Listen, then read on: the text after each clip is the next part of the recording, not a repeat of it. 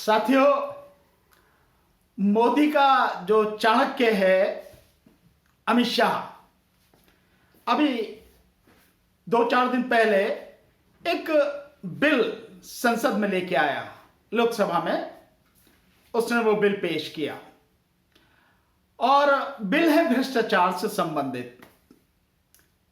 यद्यपि विपक्ष के जबरदस्त विरोध के बाद उस बिल को जॉइंट पार्लियामेंट्री कमेटी को भेजा गया है डिस्कशन के लिए, लेकिन इतना दुस्साहस कि ऐसा बिल जो कानून की धज्जियां उड़ाते हुए, फौजदारी का जो कानून है, जो क्रिमिनल लॉ है, उसके जो बेसिक प्रिंसिपल है, जो मूल सिद्धांत है, उनकी धज्जियां उड़ाते हुए विधेयक लाया जा रहा है, बिल लाया जा रहा है और संविधान में संशोधन करके कानून बनाने का प्रयास किया जा रहा है।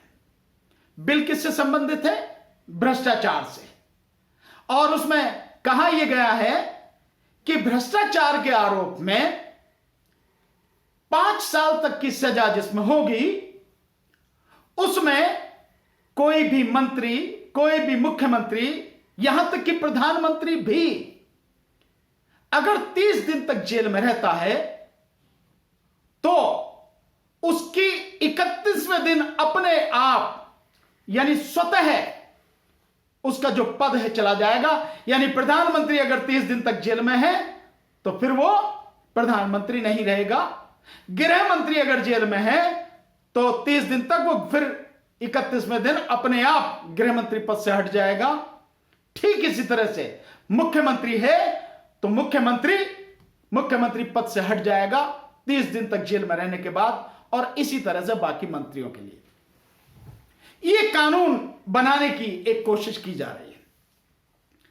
आप सबको, न जो लोग कानून जानते हैं केवल उनको वो जानते हैं निश्चित रूप से, बल्कि सभी लोगों को, देश के हर खास और आम व्यक्ति को, साधारण व्यक्ति को, कॉमन मैन को, हर व्यक्ति को यह पता होनी चाहिए कि हमारे देश का जो फौजदारी का कानून है, क्रिमिनल लॉ है, उसके 3 मूल सिद्धांत क्या है। पहला मूल सिद्धांत कि चाहे 100 के 100 गुनहगार छूट जाएं, लेकिन किसी भी बेगुनाह को सजा नहीं होनी चाहिए। यह दुर्भाग्य है कि अधिकतर सजा बेगुनाहों की ही हो रही है।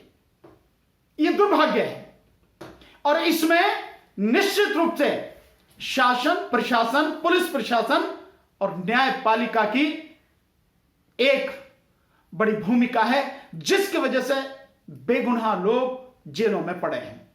यहां तक कि 5-5, 6-6, 7-7 साल हो गए, अभी उनका केस शुरू भी नहीं हुआ है और वो जेलों में पड़े हैं।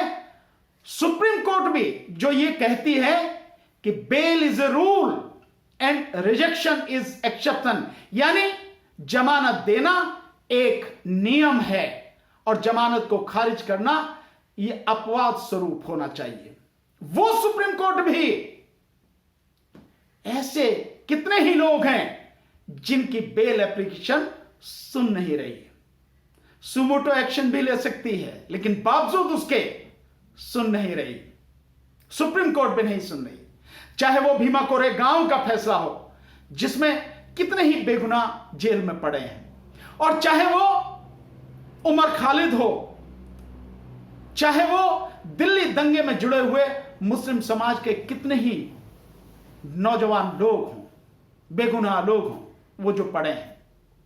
तो कहना एक अलग बात है, लेकिन करना एक अलग बात है। बावजूद उसके जो सिद्धांत है कानून का, कानून के सिद्धांत में कोई कमी नहीं है। और कानून का, फौजदारी के कानून का सिद्धांत यह कहता है कि चाहे 100 के 100 गुनहगार छूट जा, लेकिन किसी भी बेगुनाह को सजा नहीं होनी चाहिए। नंबर 1। नंबर 2, जो दूसरा सिद्धांत है वो यह है कि जब तक सिद्ध ना हो जाए तब तक हर व्यक्ति या यूं कहो कि हर आरोपी, हर अभियुक्त बेगुनाह है। दूसरा यह सिद्धांत है। और तीसरा सिद्धांत इसी के साथ यह है कि अगर किसी पर आरोप लगा रहे हैं, यानी कि कोई अगर मुलजिम है, कोई अभियुक्त है, उस अभियुक्त की जिम्मेदारी नहीं है यह सिद्ध करने की कि मैं बेगुनाह हूं। जिम्मेदारी उसकी है, जिम्मेदारी पुलिस की है। उस व्यक्ति की जिम्मेदारी है जो आरोप लगा रहा है, पुलिस की जिम्मेदारी है जो इन्वेस्टिगेशन कर रही है कि वो अगर आरोप उस पर लगा तो आरोप वो सिद्ध करे कि यह व्यक्ति दोषी है। यह पुलिस की और आरोप लगाने वाले की जिम्मेदारी है। लेकिन यहां तो कानून ही सब बदल दिया, यहां तो सिद्धांत ही सब बदल दिए। अब कोई भी व्यक्ति जेल में 30 दिन तक डाल दिया जाए। हालांकि मैं ये मानता हूं कि जितने भी नेता हैं, ये जितने भी मंत्री हैं आज की तारीख में, विशेषकर केंद्र सरकार में जितने भी मंत्री हैं, गृह मंत्री, प्रधानमंत्री, इनके अपराध इतने जघन्य अपराध हैं। इन्होंने देश के साथ में इतना घात किया है। ये एक नंबर के छटे हुए बेईमान, देशद्रोही और भ्रष्टाचारी हैं कि इन्हें पकड़ के तुरंत जेल में डालना चाहिए। और अगर ये जेल में गए तो इन्हें, अगर जज उसी तरह से काम करें जिस तरह से वो भीमा कोरेगांव के केस में काम कर रहे हैं, जिस तरह से दिल्ली दंगों के केस में काम कर रहे हैं, और जिस तरह से उमर खालिद जैसे लोगों के केस में काम कर रहे हैं जिन्हें बेल नहीं दे रहे, अगर उसी तरह से काम करें तो इन्हें एक को भी, मोदी और शाह सहित एक को भी जमानत नहीं मिलेगी और इनकी बकाया जिंदगी जेल में ही कट जाएगी। ये इतने बड़े गुनहगार हैं। लेकिन इस सब के बावजूद भी मैं ये कहता हूं कि हर व्यक्ति को कानून के तहत अपनी बात रखने का मौका मिलना चाहिए और जब तक सिद्ध ना हो जाए उसे गुनहगार नहीं मानना चाहिए।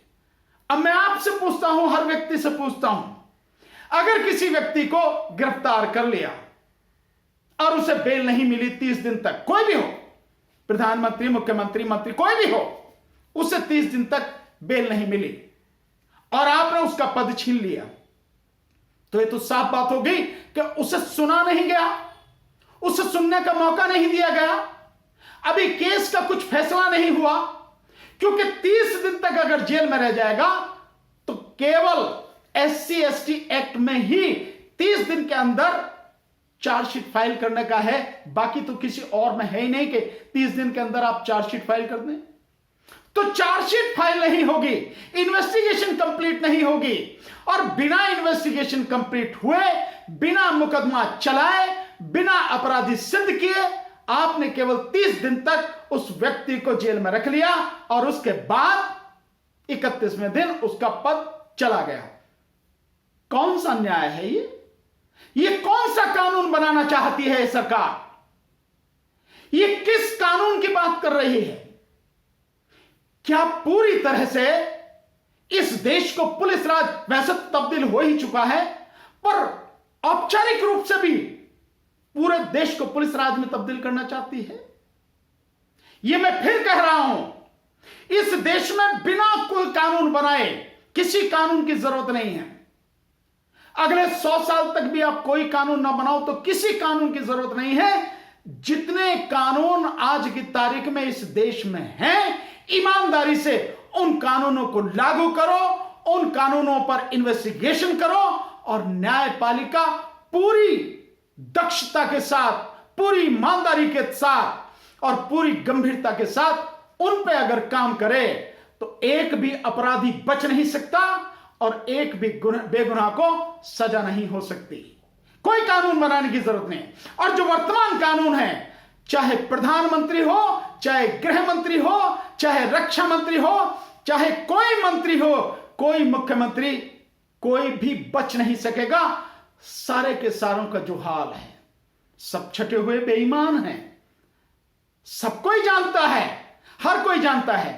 और सबसे बड़ा बेईमान तो इस देश का प्रधानमंत्री, जो ये नहीं बताता कि पीएम केयर फंड में कितना पैसा कहां से आया और काहे के लिए भाई, क्या है उसमें पीएम केयर फंड में, बताते क्यों नहीं? क्या यह कानून के विरुद्ध नहीं है? क्या इलेक्टोरल बॉन्ड के माध्यम से जो उजागर हुआ सब कुछ, और जिससे यह सिद्ध हुआ कि 12,500 करोड़ का चंदा जो अकेले बीजेपी को मिला, कुल मिला के 16,500 करोड़ का जो चंदा मिला सभी पार्टियों को, उसमें 12,500 करोड़ जो बीजेपी को मिला। और वो पैसा कैसे मिला? कि जो कंपनियां हैं, जो बिजनेसमैन हैं, सीबीआई ईडी भेजकर उन्हें डराया गया, धमकाया गया और उनसे वसूली हुई। एक्सटॉर्शन कहते हैं इसे, कानून की जुबान में एक्सटॉर्शन। उनसे पैसे वसूल किए गए, सबके सामने हो गया। और किसके अंडर में है सीबीआई और ईडी? गृह मंत्री के अंडर में, प्रधानमंत्री के अंडर में, इनके माध्यम से हुआ। तो सबसे बड़े भ्रष्टाचारी तो यही हैं। जितने भी इस देश में भ्रष्ट नेता हैं, सारे भ्रष्ट नेताओं को अपने साथ मिलाकर उनको, किसी को मुख्यमंत्री, किसी को उप मुख्यमंत्री, किसी को कहीं मंत्री, किसी को कुछ बना के, चाहे वो अजित पवार हो, 70,000 करोड़ का आरोप तो मोदी ने लगाया था, 70,000 करोड़ का घोटाले का, चाहे हेमंत विश्व शर्मा हो, चाहे शुभेंदु हो जो वहां का था पश्चिम बंगाल का, कितने भी, एक नहीं कितने भी हैं सारे भ्रष्टाचारियों को। और चाहे वो शिंदे जो उप मुख्यमंत्री है, पहले मुख्यमंत्री था महाराष्ट्र में, वो सारे के सारे आरोपित लगाए, मोदी ने लगाए ना, बीजेपी ने लगाए ना। ये सारे के सारे जिन पे इतने गंभीर आरोप लगे, उन सबको अपने में शामिल कर लिया, अपने साथ मिला लिया। यानी तमाम भ्रष्टाचारियों का मुखिया अकेला मोदी है। अगर वाकई में साफ नीयत से कोई बात, कोई कानून को लागू किया जाए, तो जो कानून आज की तारीख में है, प्रिवेंशन ऑफ करप्शन एक्ट, उसी एक्ट में ये सारे के सारे जेल चले जाएंगे। देशद्रोह इन्होंने किया है, देशद्रोह के मुकदमे में जेल चले जाएंगे और एक की भी जमानत नहीं होगी। इनकी बकाया तमाम जिंदगी वहीं जेल में कट जाएगी अगर सही नीयत से हो। लेकिन बेईमान व्यक्ति, भ्रष्टाचारी व्यक्ति, देशद्रोही व्यक्ति, वोट चोर अपनी चोरी को बचाने के लिए, अपनी सत्ता को बचाने के लिए, और कैसे सत्ता में बना रहे और इस देश को कैसे तबाह करने के लिए काम करता रहे, उसके लिए ये कानून लाने की कोशिश कर रहे हैं। मैं समझता हूं सभी लोगों को इस बात को समझने की जरूरत है। यह संविधान के विरुद्ध काम है, यह कानून के विरुद्ध काम है, यह प्रकृति के जो नियम हैं, प्रिंसिपल ऑफ नेचुरल जस्टिस, प्राकृतिक न्याय के जो सिद्धांत हैं, उसके विरुद्ध है। यह नैतिकता के विरुद्ध है, यह मानवता के विरुद्ध है। इंसानियत को खत्म करने की एक घिनौनी साजिश है। सभी लोगों को इसका विरोध करना चाहिए और किसी भी हालत में यह कानून बनने नहीं देना चाहिए। सब लोगों को मिलकर विरोध करना चाहिए साथियों।